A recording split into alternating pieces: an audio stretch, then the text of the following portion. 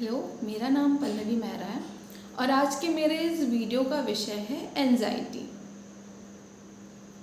अगर एंजाइटी को simple language में समझें तो anxiety is basically a response to our stress. ये हमारे स्ट्रेस की ही प्रतिक्रिया होती है।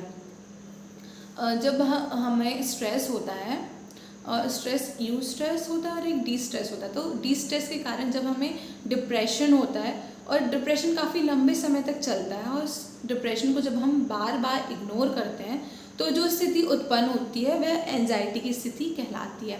हमारे दुख, निराशा, अवसाद के कारण ही एंजाइटी उत्पन्न होती है। और WHO के अनुसार 3.8 करोड़ लोग एंजाइटी से सफ़र कर रहे हैं। और अमेरिकन साइकेट्रिक एसोसिएशन के अनुसार महिलाओं में अधिक एंजाइटी देखने को मिलती है। महिलाओं में अधिक एंजाइटी के लक्षण सामने आए हैं।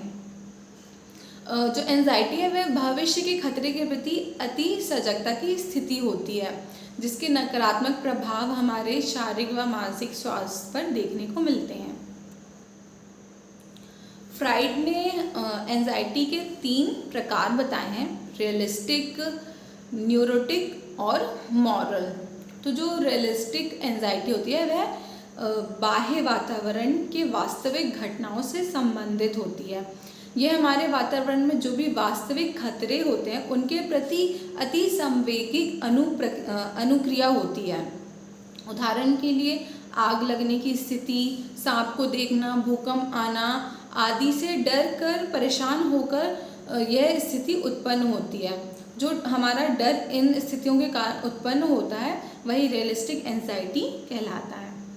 दूसरा है न्यूरोटिक एंजाइटी। तो जब इड की इम्पल्सेस बहुत स्ट्रॉन्ग होती है, इड की जो इम्पल्सेस हैं वह सेक्सुअल और बायोलॉजिकल होती हैं।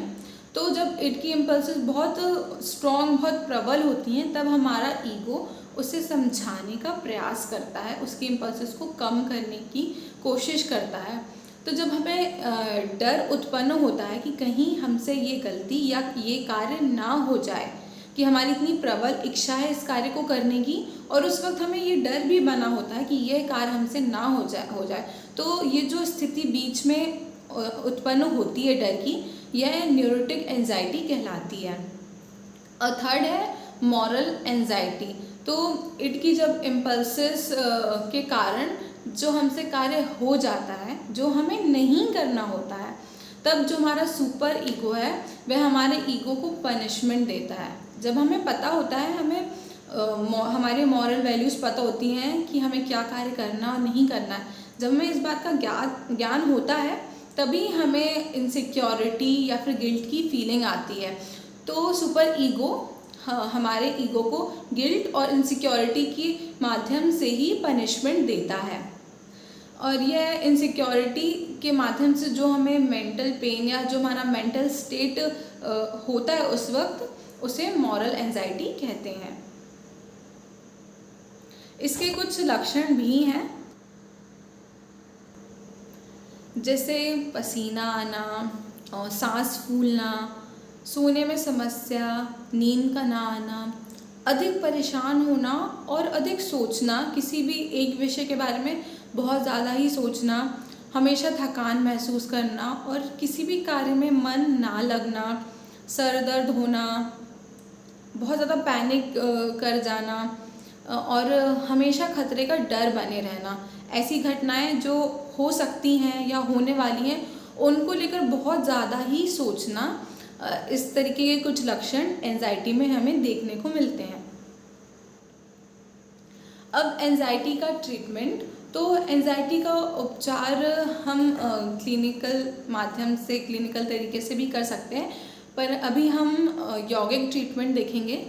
तो एंजाइटी को हम बहुत प्रकारों से कम कर सकते हैं।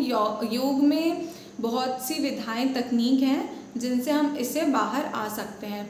सबसे पहले तो हम क्रियाओं के माध्यम से, जो शुद्धि क्रिया है उसमें हम जल नीति और कपालभाति का अभ्यास कर सकते हैं। और योग निद्रा, शवासन, प्राणायाम, ध्यान, इन सब से हम एंजाइटी से उबरने में सहायता ले सकते हैं। कुछ आसन भी हैं जिनके माध्यम से हम एंजाइटी से बाहर आ सकते हैं। कुछ आसन जैसे ताड़ासन, मार्जरी आसन, तिर्यक ताड़ासन, वज्रासन, शशांक आसन, प्रज्ञा योग, इन सब का अभ्यास लाभकारी होता है क्योंकि यह हमारे संपूर्ण शरीर, मन को शांत करने, रिलैक्स करने का कार्य करता है। जब हम शवासन करते हैं तो हमारा संपूर्ण शरीर, मस्तिष्क आराम की स्थिति पर होता है। ध्यान के माध्यम से हम अपने मन को शांत करते हैं, एकाग्रता बढ़ाते हैं। ये कुछ विधाएं हैं जिनके माध्यम से हम हमारी एंजाइटी की जो समस्या है उसको कम कर सकते हैं। धन्यवाद।